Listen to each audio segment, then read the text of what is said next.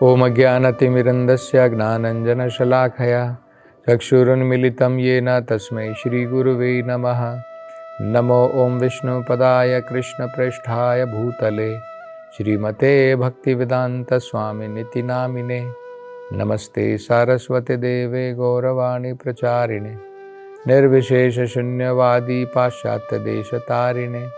जय श्री कृष्ण चैतन्य प्रभु नित्यानंद श्री अद्वैत गदाधर शिवासदि गौर भक्तवृंद। हरे कृष्णा कृष्ण कृष्ण हरे हरे, हरे राम राम राम हरे हरे। हरे कृष्णा। तो हम देख रहे हैं इन कथाओं में नारद मुनि की कृपा से वो जीव जो है पुनर्जीवित हो गया कुछ समय के लिए, और अपने सगे संबंधियों को, अपने माता पिता को वो आत्मज्ञान और उसके बाद में परमात्मा का ज्ञान प्रदान कर रहे हैं। तो संसार के अंदर में ये दो चीजें बड़ी महत्वपूर्ण हैं, आत्मा का ज्ञान प्राप्त करना और परमात्मा का ज्ञान प्राप्त करना। क्योंकि 5 तत्व हैं संसार में बताए जाते हैं। ये संसार में क्या क्या है? एक तो जीव है, जीव मतलब आत्मा। एक ईश्वर है जो परमात्मा है सबके हृदय में। ये दो हो गए, जीव, ईश्वर। तीसरा है प्रकृति, भगवान की ये भौतिक शक्ति, ये शरीर, ये क्या है? ये भगवान की प्रकृति है, भगवान की शक्ति है। 3 हो गए। चौथा समय काल। देखिए समय बीतता है, ये भी भगवान की दूसरी शक्ति है, काल शक्ति है। और 5वां हमारे कर्म। यही 5 तत्वों को समझना है। याद कर लीजिए, बड़ी महत्वपूर्ण बात है, हमें इन 5 तत्वों को समझना है। जीव मतलब आत्मा, ईश्वर मतलब परमात्मा, 2। तीसरा ये प्रकृति, भौतिक शक्ति, पंचभूत है। ये सब क्या है? ये सब भौतिक पदार्थ हैं, भौतिक शक्ति है भगवान की। तो 3 हो गए। चौथा हो गया काला, समय, ये भी भगवान की काल शक्ति है। और 5वां हो गया जीव जो भौतिक संसार में कर्म करता है। अब देखिए इन 5 में बड़ी सरल भाषा में हम समझेंगे, केवल कर्म टेम्परेरी है, बाकी 4 परमानेंट है। बाकी 4 परमानेंट है। जीव भी सनातन है, हमारी भी कोई मृत्यु नहीं, कोई जन्म नहीं। भगवान भी सनातन है, लेकिन दोनों में अंतर है। हम बहुत सारे हैं, हम अनेक हैं, भगवान एक है। हम भगवान के ऊपर डिपेंडेंट हैं, वो इंडिपेंडेंट है, वो स्वराट है। हम भगवान के ऊपर निर्भर हैं। अभी प्रॉब्लम क्या है संसार में? हम इंडिपेंडेंट होने का प्रयास कर रहे हैं कि मैं कौन, भगवान है, कैसा भगवान है, मैं ही भगवान हूं। कई बार होता है ना, सेवक मालिक बनना चाहता है। ये हमारी प्रॉब्लम है भौतिक संसार में, वही सारे कष्टों का कारण है। अगर हाथ सोचने लगे मैं शरीर का सेवक नहीं हूं, मैं इंडिपेंडेंट हूं, मैं शरीर के लिए कोई काम नहीं करूंगा, हाथ केवल प्रॉब्लम भोगेगा। भाई हाथ शरीर से ऐसे जुड़ा है, सेवा से जुड़ा हुआ है। हम भगवान के अंग हैं, हम भगवान से सेवा में जुड़े हैं, प्रेम युक्त सेवा में। जब हम उसको छोड़ देते हैं तो कष्ट भोगते हैं। हम भगवान की सेवा की जगह कुत्ते बिल्लियों की सेवा, परिवार की सेवा, ये सेवा, अनेकों प्रकार की सेवा करते हैं, लेकिन भगवान की सेवा छोड़ देते हैं, इसलिए कष्ट भोगते हैं। तो ये सारे तत्व समझने बड़े महत्वपूर्ण हैं। इसलिए यहां पर हम देख रहे हैं कि आत्मा ज्ञान प्रदान करने के बाद में वो अब परमात्मा का ज्ञान प्रदान कर रहे हैं। तो आगे वो क्या कहते देखिए, न आदत्त आत्मा ही गुणम न दोषम न क्रिया फलम। ये जो परमात्मा है सभी जीवों के हृदय में जो विराजमान है, न गुणम न दोषम, न ये भौतिक संसार के सुखों से प्रभावित हैं, न दोषम न दुखों से प्रभावित हैं, न क्रिया फलम, न वो कुछ कार्य करते हैं जिसके कर्म को उनको भोगना पड़ता है। देखिए हमारे लिए तो ऐसा नहीं है। सुख आएंगे तो हम प्रभावित होते हैं कि नहीं, हम नाचने लगते हैं, हम खुश हो जाते हैं। दुख आते हैं तो हमारे आंसू निकलने लगते हैं, हम विलाप करते हैं, रोते हैं, धोते हैं। तो हमारे ऊपर सुख दुखों का प्रभाव होता है। भगवान के ऊपर इस भौतिक संसार के सुखों का दुखों का कोई प्रभाव नहीं है, क्योंकि भगवान जानते हैं ये सब टेम्परेरी है।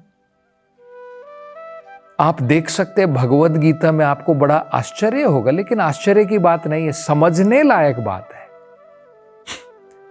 अब देखिए भगवत गीता के प्रथम अध्याय में क्या कहा है। अर्जुन के बारे में कहा है, पूर्ण अश्रु कुलेक्षणम। अर्जुन जो है उनकी आंखें आंसुओं से भरी हुई है। अर्जुन का मन उद्विग्न है, कष्ट से भरा है। अर्जुन जो है दुख का अनुभव कर रहे हैं। हे भगवान, मैं युद्ध नहीं करूंगा, ये मेरे अपने लोग हैं, मैं इनको कैसे मार सकता हूं। उनके मन के अंदर में अनेकों प्रकार के कष्ट वो भोग रहे और आंखों से आंसू भी निकल रहे हैं। लेकिन भगवान के बारे में देखिए क्या कहा है, प्रसन्न व, भगवान मुस्कुरा रहे हैं। अर्जुन रो रहे हैं, भगवान मुस्कुरा रहे हैं। अर्जुन विलाप कर रहे और भगवान मुस्कुरा रहे। तो हम लोग सोचेंगे अरे भगवान कितने क्रूर हैं, अर्जुन तो रो रहा है और भगवान हंस रहे हैं। अगर कोई रो रहा है और आप हंसें तो आपको लोग क्या कहेंगे, अरे कितना क्रूर है, तुम्हारे दिल में क्या पत्थर है क्या, तुम्हारा हृदय क्या पत्थर की भांति है, तुम्हारा हृदय नहीं पिघलता है क्या किसी के दुख को देख करके। पर ये ऐसी बात नहीं है, ये समझने लायक बात है। भगवान क्यों मुस्कुरा रहे हैं, क्योंकि अर्जुन मूर्खता का कार्य कर रहे हैं। भगवान ने बताया जो पंडित है वो इन भौतिक संसार के, जिसने जन्म लिया कोई मर गया, गतासून अगतासून नानुशोचंती पंडिता। पंडित जो है, जो ज्ञानी व्यक्ति है, दोनों के बारे में कुछ नहीं सोचता है। उसे पता है तो टेम्परेरी, जिसने जन्म लिया उसे तो मरना है ही, तो उसमें विलाप की क्या बात है। जब जन्म ले लिया आपकी मृत्यु निश्चित हो गई। किसी की मृत्यु आज हो जाती है, किसी की कल होगी, वो तो परमानेंट है, आने वाली है मृत्यु। तो उसमें डरना क्या, उसमें विलाप क्या करना। तो भगवान जो है, ये उदाहरण दिया जाता है, एक बच्चा है जो अज्ञानी है। हमने कई बार देखा है ना, हमारा छोटा बेटा होता है और उसको आपने खिलौना दे दिया, उसका खिलौना टूट जाता है। वो बच्चा सोचता है कि मेरा सब कुछ गया और रो रहा है, विलाप कर रहा है, जोर जोर से हाथ पांव हिला रहा है, मार रहा है, अरे मेरा खिलौना टूट गया। अब पिताजी थोड़ी उसके साथ साथ में रोना शुरू कर देगा, अरे बेटा तू भी रो रहा है, तेरा खिलौना टूट गया, चलो मैं भी रोता हूं। पिताजी को कोई दुख नहीं है, पिताजी को पता है तो खिलौना है भाई, एक और खिलौना दिला दूंगा। लेकिन बच्चे को वो ज्ञान नहीं है। ठीक इसी प्रकार, क्योंकि हमको ये आत्मा ज्ञान, परमात्मा ज्ञान नहीं है, इसलिए हम लोग कष्ट भोगते हैं। लेकिन भगवान थोड़ी कष्ट भोगता है। भगवान तो पूर्ण रूप से ज्ञानी है, उनको पता है। तो जब हम दुखी संसार में गुणा दोषः, हम संसार में कभी सुखी होते हैं, कभी दुखी होते हैं, भगवान ऐसे सुखी दुखी, इन सुख और दुखों से भगवान को कोई प्रभाव नहीं पड़ता है उनके ऊपर, वो प्रभावित नहीं होते। न क्रिया फलम, हम लोग संसार में अलग अलग प्रकार के कार्य करते हैं, क्रिया करते हैं और क्रिया के फल को भोगते हैं। आप अच्छा कार्य करेंगे, अगले जीवन में आपको अच्छे फल मिलेंगे, स्वर्गलोक मिलेगा। आप पाप कार्य करेंगे, अगले जीवन में हो सकता है जानवरों का जीवन मिल जाए, नरक में जाकर के हमको फलों को भोगना पड़े। लेकिन भगवान जो भी कर्म करते हैं संसार में आने के बाद भी, उनके कर्मों के फल नहीं होते हैं, वो दिव्य कर्म करते हैं। हम भौतिक कर्म करते हैं, भौतिक कर्म के फल होते हैं, दिव्य कर्म के ऐसे कोई सुख दुख के फल नहीं होते हैं। और भगवान हमको भी यही कहते हैं कि हमें भी दिव्य कर्म करने चाहिए। दिव्य कर्म कैसे करेंगे? भगवान के कहे अनुसार हम कार्य करेंगे, उसको ही दिव्य कर्म कहते हैं। अर्जुन पहले भौतिक कर्म कर रहा था, भगवान ने भगवत गीता सुनाई, भगवान ने कहा मेरी संतुष्टि के लिए युद्ध करो। अर्जुन तुम अपने लिए सोच रहे हो मैं युद्ध नहीं करूंगा, ये होगा, पाप कर्म लगेंगे। अरे कुछ नहीं लगेगा, मेरे कहने पर तुम युद्ध करोगे तो कोई भौतिक फल की प्राप्ति नहीं होगी, उसको दिव्य कर्म कहते हैं। तो ये हमको समझना है। देखिए, एक पाप कर्म होता है, एक पुण्य कर्म होता है, एक दिव्य कर्म होता है। तो ना हमें पाप कर्म करने हैं, पुण्य कर्म से भी कुछ मिलने वाला नहीं है, आपको टेम्परेरी रिजल्ट मिलेंगे बस। कभी स्वर्गलोक चले जाएंगे, क्या फायदा है? स्वर्गलोक में जब आपका पुण्य खत्म हो जाएगा वापस आना पड़ेगा ना। लेकिन दिव्य कर्म का अलग ही रिजल्ट मिलेगा। भगवान के कहे अनुसार कार्य करेंगे, बाहरी रूप से लगेगा अरे इसने तो इतने सारे लोगों को मार दिया, अर्जुन ने इतने सारे लोगों को युद्ध भूमि में मार डाला।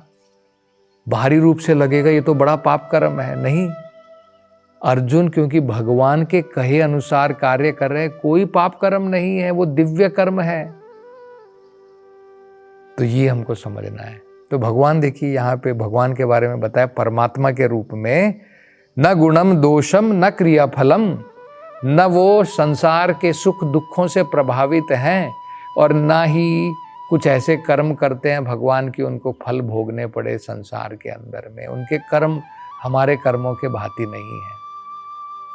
भगवत गीता का ये श्लोक हमेशा याद रखिए। भगवान कहते हैं जन्म कर्म च मे दिव्यम यो जानाति तत्वतः त्यक्त्वा देहम पुनर्जन्म न इति मामेति सो अर्जुना। भगवान क्या बता रहे हैं? जन्म कर्म च मे दिव्यम, मेरे जन्म मेरे कर्म बिल्कुल दिव्य हैं। यो जानाति, जो जान लेता है, जो समझ लेता है तत्व में सही प्रकार से, उसका क्या होता है? पुनर्जन्म न इति, उसे मुक्ति की प्राप्ति हो जाती है, दोबारा संसार में जन्म लेने की जरूरत नहीं पड़ती है, मेरे धाम को वापस आ जाता है। तो यही यहाँ पर बताया गया है, परमात्मा ज्ञान है ये। आगे बताया भगवान फिर क्या कर रहे हैं हृदय के अंदर में बैठ करके, उदासीनवत आसीनः, न्यूट्रल बैठे हैं। हम लोग कामुक हैं, इच्छुक हैं, ये करना है वो करना है, भगवान की कोई इच्छा नहीं है। बच्चा हमने देखा है ना, बच्चा जाकर के समुद्र के किनारे मट्टी का घर बनाता है, फिर क्या होती है, लहरें आती है बह करके ले जाती है, फिर बनाता है, फिर बह करके। लेकिन पिताजी थोड़ी वहां पर, पिताजी केवल इंतजार कर रहे हैं, प्रतीक्षा कर रहे हैं, अरे बेटा बस हो गया काम, चल चल जल्दी चल, वापस घर चल। तो ये भगवान हमें यहाँ पर संसार में लेने के लिए आए हैं, इसलिए परमात्मा के रूप में हमारे हृदय में विराजमान है। जब तक हम लोग खेलने में लगे संसार में, भगवान ओके खेल लो भाई खेल लो। और जब हम लोग कष्ट भोग रहे हैं, दुख भोग रहे हैं, तो भगवान कहते हैं वापस चलो चलो, हो गया, क्यों संसार के कष्टों को भोग रहे हो? सर्वधर्मान परित्यज्य मामेकम शरणम व्रज अहम त्वं सर्वे पापेभ्यो मोक्षयिष्यामि मा शुचा। सब कुछ ये सांसारिक कर्म छोड़ करके मेरी शरण में आ जा, सारे पाप कर्म नष्ट हो जाएंगे, ये भगवान बता रहे हैं। तो ये परमात्मा के रूप में भगवान जो है कार्य करते हैं। मतलब इससे हमको क्या सीखना है? परावरः द्रग ईश्वरः, भगवान जो है केवल दृष्टि से देख रहे हैं, हृदय के अंदर में बैठ करके। जिस प्रकार से भगवान न्यूट्रल है, भगवान के ऊपर कोई इफेक्ट नहीं पड़ता है, कभी सुख चल रहे हैं संसार में, दुख चल रहे हैं, इसी प्रकार से अगर हम आत्म साक्षात्कार की प्राप्ति कर लेते हैं, हमारे अंदर भी भगवान के ही गुण हैं, हम भगवान के अंश हैं। एक बड़ी अग्नि होती है, बहुत बड़ी अग्नि है, उसकी एक छोटी सी चिंगारी है, उसमें भी अग्नि के ही गुण हैं, छोटी मात्रा में है, क्वांटिटी छोटी है, लेकिन गुण तो वही है। एक समुद्र है, उसकी एक बूंद में भी नमक होता है, मात्रा कम है, समुद्र में बहुत सारा नमक है, समुद्र की एक बूंद में भी थोड़ा सा तो नमक है। एक गोल्ड की खान है, माइन है, सोने का भंडार है, और एक छोटे से सोने की अंगूठी है, दोनों में गुण तो बराबर है। इसी प्रकार से भगवान में ये गुण है कि भगवान सुख दुखों से प्रभावित नहीं होता है। यहाँ पर ये परमात्मा का ज्ञान इसीलिए तो दे रहे हैं कि भाई हम भी भगवान के ही अंश हैं। हम भी अगर भगवान को समझ लेंगे, परमात्मा ज्ञान हो जाएगा, तो वो हमारे जो गुण हैं वो वापस आ जाएंगे। अभी उन गुणों को हम भूल चुके हैं। हम भी इन सांसारिक सुख दुखों से प्रभावित नहीं होंगे। तो और आगे इस विषय में चर्चा हम अगली कथा में करेंगे। हरे कृष्णा।